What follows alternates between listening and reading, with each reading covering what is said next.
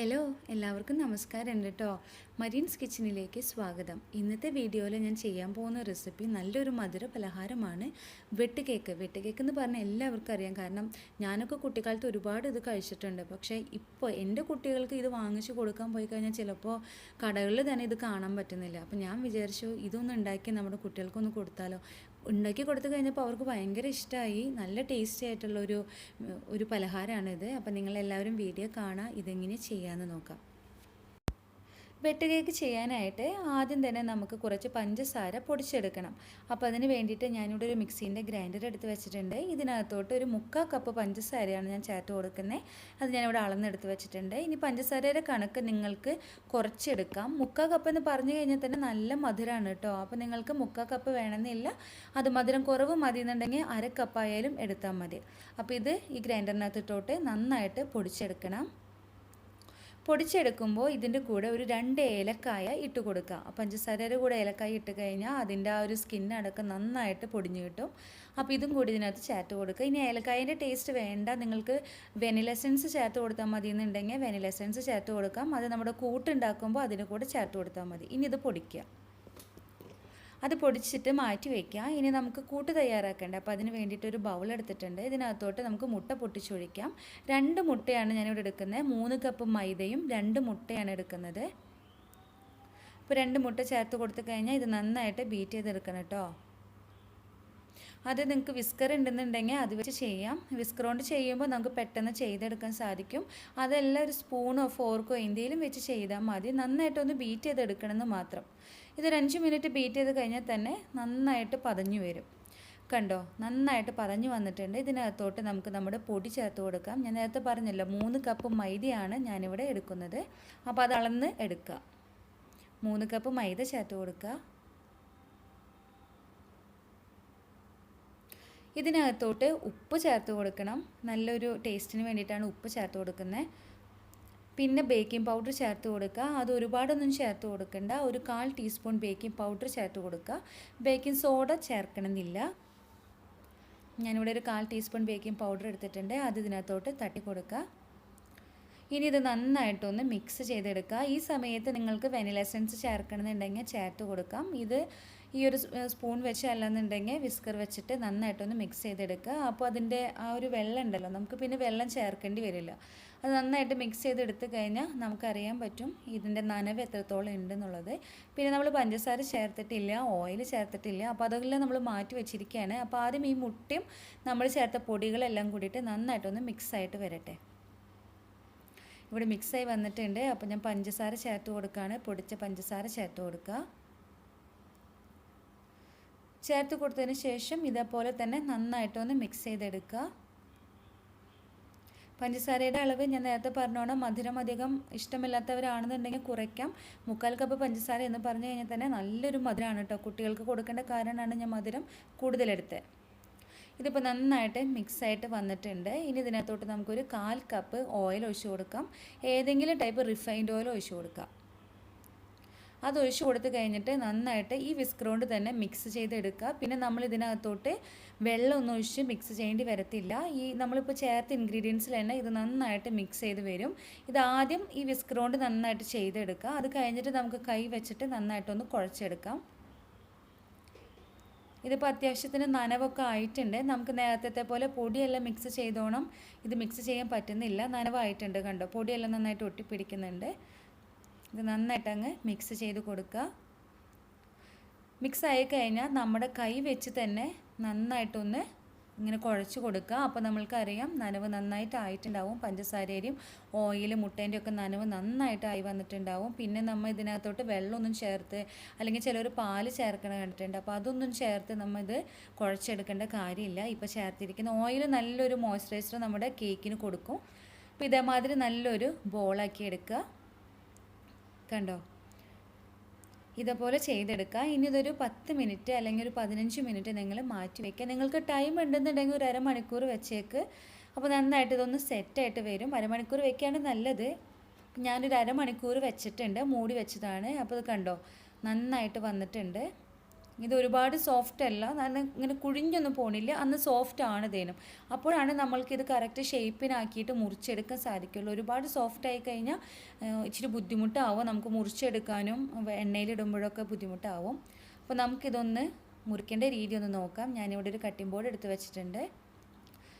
ഇനി ഇതേമാതിരി തന്നെ നമുക്ക് ഉരുട്ടിയെടുക്കാൻ സാധിക്കില്ല, കാരണം എൻ്റെ ബോർഡ് ചെറുതാണ്. അപ്പോൾ ഞാനിത് മുറിച്ചിട്ട് 4 പീസാക്കാൻ പോവാണ്. എന്നിട്ട് ഓരോ പീസായിട്ട് നമുക്കിത് റെഡിയാക്കി എടുക്കാം. അപ്പോൾ ആദ്യം ഞാനൊരു 4 പീസാക്കുന്നുണ്ട്. നടുമുറിച്ച് ഓരോ ഭാഗങ്ങൾ 2 പീസ് ആക്കുകയാണ്. ഇനി അതിൽ നിന്ന് ഒരു പീസ് എടുക്കുക. എന്നിട്ട് ഈ ബോർഡിൽ വെച്ചിട്ടാണ് ഞാനിത് പരത്താൻ പോകുന്നത്. അപ്പോൾ ഈ ബോർഡിൽ ഒട്ടിപ്പിടിക്കാൻ സാധ്യതയുണ്ട്. അപ്പോൾ അതുകൊണ്ട് ബോർഡിൽ കുറച്ച് ഓയിൽ ഞാൻ ചേർത്ത് കൊടുക്കുന്നുണ്ട്, ഇതൊന്ന് ഒട്ടിപ്പിടിക്കാണ്ടിരിക്കാൻ വേണ്ടിയിട്ട് മാത്രം. അപ്പോൾ നമുക്കത് പെട്ടെന്ന് എടുക്കാനായിട്ട് സാധിക്കും. കുറച്ച് മതി, ഒരുപാടൊന്നും ചേർക്കണ്ട. ബോർഡ് മുഴുവൻ ഞാൻ ചേർത്ത് കൊടുക്കേണ്ടത്. ഇത് ഞാൻ കുക്കിങ്ങിന് ഉപയോഗിക്കുന്ന ബോർഡല്ല, അപ്പോൾ അതുകൊണ്ടാണ് അതിനകത്ത് വെച്ചിട്ട് ഞാൻ ചെയ്യുന്നത്. ഇല്ലാന്നുണ്ടെങ്കിൽ കൗണ്ടർ ടോപ്പിൽ വെച്ചിട്ട് നിങ്ങൾക്ക് ചെയ്തെടുക്കാൻ പറ്റുന്നുണ്ടെങ്കിൽ ചെയ്തെടുക്കാം. ഇനി ഇത് ഞാൻ ഈ കാണിക്കുന്ന പോലെ തന്നെ റോൾ ചെയ്തെടുക്കുക. 4 ഭാഗവും ഇങ്ങനെ സ്ക്വയർ ആവുന്ന രീതിയിൽ കയ്യിൻ്റെ ഉൾഭാഗം വെച്ചോ വിരൽ വെച്ചോ ഇതേമാതിരി പരത്തിയെടുക്കുക. അപ്പോൾ അത് അങ്ങനെ നീണ്ടു പോയിക്കോളും. അപ്പോൾ നിങ്ങൾ വേറെ ഒന്നും ചെയ്യേണ്ട, ഇതേമാതിരി 4 ഭാഗം സ്ക്വയറായിട്ട് എടുക്കണ പോലെ തന്നെ ചെയ്തെടുത്താൽ മതി. പിന്നെ ചെയ്തെടുക്കുമ്പോൾ ക്രാക്കൊന്നും ഇല്ലാതെ നോക്കുക, അതങ്ങനെ വരത്തില്ല. നമ്മൾ നന്നായി കുഴച്ചിങ്ങനെ ബോളാക്കി വെച്ച് കഴിഞ്ഞാൽ തന്നെ അതിനകത്ത് ക്രാക്കൊന്നും ഉണ്ടാവില്ല. കണ്ടോ, ഞാൻ ഒരുപാട് കുഴയ്ക്കൊന്നും ചെയ്തിട്ടില്ല, ജസ്റ്റ് 4 ഭാഗം തട്ടി കൊടുത്തിട്ടുള്ളൂ. ഇപ്പോൾ കറക്റ്റ് ഒരു സ്ക്വയർ ഷേപ്പ് ആയിട്ടുണ്ട്. ഇനി ഇത് നമുക്ക് മുറിച്ചെടുക്കാം. ഇതിൻ്റെ 2 ഭാഗം കുറേശ്ശെ മുറിച്ച് മാറ്റുക. നമ്മൾ വീട്ടിലത്തെ ആവശ്യത്തിന് എടുക്കണമെന്നുണ്ടെങ്കിൽ ഇങ്ങനെ മുറിച്ച് മാറ്റേണ്ട കാര്യമില്ല. എന്നത്തിന് അങ്ങനെ മുറിച്ച് മാറ്റുന്നത്, അത് പിന്നെ നമ്മൾ റോളാക്കിയിട്ട് പിന്നെ രണ്ടാമത് ഉണ്ടാക്കാൻ നിൽക്കണം. അല്ലാന്നുണ്ടെങ്കിൽ ഇങ്ങനെ മുറിച്ച് മാറ്റിയിട്ട് ഇത് കറക്റ്റ് പീസസ് ആക്കുക. ആദ്യം മുറിക്കുന്ന പീസിൻ്റെ സെയിം വലുപ്പത്തിൽ ബാക്കിയുള്ള പീസസ് മുറിച്ചെടുക്കാനായിട്ട് ശ്രദ്ധിക്കാം. 4-5 പീസ് ഇത് കിട്ടാൻ സാധ്യതയുണ്ട്. 5 പീസ് കിട്ടിയിട്ടുണ്ട്, എല്ലാം സെയിം വലുപ്പം തന്നെയാണ്.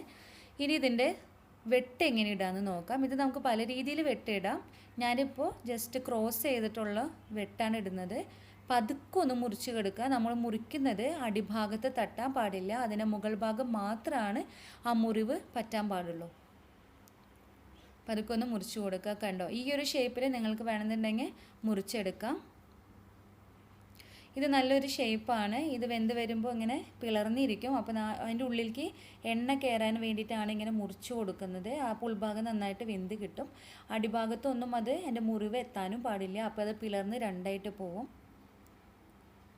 നിങ്ങൾക്ക് വേണമെന്നുണ്ടെങ്കിൽ ഈ ഒരു ഷേപ്പിൽ മുറിച്ചെടുക്കാം. ജസ്റ്റ് ഒന്ന് മുറിച്ചെടുക്കുക. കണ്ടോ, ഈ ഒരു ഷേപ്പിൽ മുറിച്ചെടുക്കാം. ഇതിൻ്റെ മുറിവൊന്നും അടിഭാഗത്തൊന്നും എത്തിയിട്ടില്ല, മുകൾ ഭാഗത്ത് മാത്രമാണ് ആ മുറിവ് നിൽക്കുന്നത്. അതേപോലെ തന്നെ നിങ്ങൾ എടുക്കുന്നതെല്ലാം ഓരോ ഷേപ്പിലാക്കിയിട്ട് നിങ്ങൾക്ക് മുറിച്ചെടുക്കാൻ സാധിക്കും. ഇത് മാത്രമല്ല, നമ്മൾ മുന്നേ മാറ്റി വെച്ചിരിക്കണ്ടല്ലോ, ഇതിപ്പോൾ ഒരു ഭാഗമല്ല ചെയ്യുന്നുള്ളൂ, 3 ഭാഗം ഞാൻ മാറ്റി വെച്ചിട്ടുണ്ട്. അതും ഇതേപോലെ തന്നെ ചെയ്തെടുക്കുക. ഇതൊരു പൂവിൻ്റെ ഷേപ്പിൽ നമ്മൾക്ക് വേണമെന്നുണ്ടെങ്കിൽ മുറിച്ചെടുക്കാം. നമ്മൾ ചതുരംഗം കളിക്കുന്ന ആ ഒരു ഇതുണ്ടല്ലോ, ആ ഒരു ഷേപ്പിൽ ഇതേപോലെ എടുക്കാം. അപ്പോൾ ഇത് വെന്ത് വരുമ്പോൾ കറക്റ്റായിട്ട് നല്ല ഭംഗിയിലിരിക്കും. ഒരു പൂവിൻ്റെ ഒരു ഷേപ്പ് എന്ന് പറയാം, ആ ഒരു ഷേപ്പിൽ നിങ്ങൾക്ക് കിട്ടും. അപ്പോൾ ഇനി ഇരിക്കുന്ന എല്ലാതും ഇതേപോലെ തന്നെ നിങ്ങൾക്ക് ഇഷ്ടമുള്ള ആകൃതിയിൽ ഭംഗിയിൽ മുറിച്ചെടുക്കാം. ഇനി ഇത് നമുക്ക് എണ്ണയിലിട്ട് ഫ്രൈ ചെയ്യാം. എണ്ണയുടെ ചൂട് ഒരുപാടൊന്നുമല്ല, ഞാൻ മീഡിയം ഫ്ലെയിമിൽ വെച്ച് ചൂടാക്കിയതാണ്. ഒരുപാട് ചൂടൊന്നും ആയിട്ടില്ല. ഒരുപാട് ചൂടായി കഴിഞ്ഞാൽ പെട്ടെന്ന് ഇത് കരിഞ്ഞു പോകാൻ സാധ്യതയുണ്ട്. അപ്പോൾ ഒരെണ്ണം ഇട്ട് കൊടുത്തു കഴിഞ്ഞാൽ കണ്ടോ, ബബിൾസ് വരുന്നേ ഉള്ളൂ. ആ ഒരു ചൂട് മാത്രം മതി ഇതിന് വെന്ത് വരാനായിട്ട്. അപ്പോൾ എല്ലാതും ഇങ്ങനെ ഇട്ട് കൊടുക്കുക. ചൂട് ഒരിക്കലും ഹൈ ഫ്ലെയിമിൽ വെക്കേണ്ട, നിങ്ങൾ ലോ ഫ്ലെയിമിൽ വെച്ച് ചൂടാക്കിയാലും കുഴപ്പമില്ല. ബബിൾസ് വരാനേ പാടുള്ളൂ. ആ ഒരു ചൂടിൽ വേണം ഇത് വേവാനായിട്ട്. ഇത് ഞാൻ ബാക്കി വെച്ച ആ 2 ഭാഗം ഉണ്ടല്ലോ നമ്മൾ മുറിച്ചത്, അത് ജോയിൻ ചെയ്തിട്ട് ഉണ്ടാക്കിയതാണ്. ഇതാണ് ഞാൻ പറഞ്ഞത്, മുറിച്ച് മാറ്റി കഴിഞ്ഞാൽ ഈ ഒരു പ്രോബ്ലം വരും. അതിനേക്കാളും നല്ലത് മുറിച്ച് മാറ്റാണ്ടിരിക്കുകയാണ്. ഇപ്പോൾ വിരുന്നുകാർക്കൊക്കെ കൊടുക്കാനാണെന്നുണ്ടെങ്കിൽ മുറിച്ച് മാറ്റാം. ഇതിപ്പോൾ ഇട്ടിട്ട് ഏകദേശം ഒരു 2 മിനിറ്റ് ആവാറായിട്ടുണ്ട്. ഇതിൻ്റെ മുകൾ ഭാഗത്ത് കുറച്ച് എണ്ണ കോരി ഒഴിക്കുകയാണെങ്കിൽ അതിൻ്റെ ഉൾഭാഗത്തേക്കൊക്കെ എണ്ണ നന്നായിട്ട് പോയിക്കോളും. ഇപ്പോൾ കുറേ എണ്ണയിലാണ്, ഇപ്പോൾ ഞാനൊക്കെ ചെയ്ത മാതിരി കുറേ എണ്ണയിലാണിത് വറക്കണമെന്നുണ്ടെങ്കിൽ പ്രോബ്ലം ഇല്ല. ഇപ്പോൾ കുറച്ച് എണ്ണയിൽ വറക്കണമെന്നുണ്ടെങ്കിൽ ഇങ്ങനെ മുകളിലോട്ട് എണ്ണ കോരി ഒഴിച്ചാൽ മതി. അപ്പോൾ ആ വെട്ടിയതിൻ്റെ ഉള്ളിലേക്ക് എല്ലാം എണ്ണ പോയിട്ട് ഉൾഭാഗം നന്നായിട്ട് വെന്ത് വന്നോളും. ഇത് 2 മിനിറ്റൊക്കെ ആകുമ്പോഴേക്കും അടിഭാഗമൊക്കെ നന്നായിട്ട് നല്ല കളർ വന്ന് തുടങ്ങിയിട്ടുണ്ടായിരിക്കും. അപ്പോൾ തന്നെ മറിച്ചിടുക. ഈ ഒരുപാട് ചൂടായി കഴിഞ്ഞാൽ പെട്ടെന്ന് ഇത് കരിഞ്ഞു പോകാനായിട്ടുള്ള സാധ്യതയുണ്ട്. അപ്പോൾ ഇതേപോലെ മറിച്ചിടുക. ഇതൊരു നല്ലൊരു കളറാണ് കേട്ടോ. ഇതിന് കൂടുതൽ കളറായി കഴിഞ്ഞാൽ ചിലപ്പോൾ കരിഞ്ഞു പോകും. അതുകൊണ്ട് ഈ ഒരു കളറാകുമ്പോഴേക്കും മറിച്ചും തിരിച്ചും ഇട്ട് വേവിച്ചെടുക്കുക.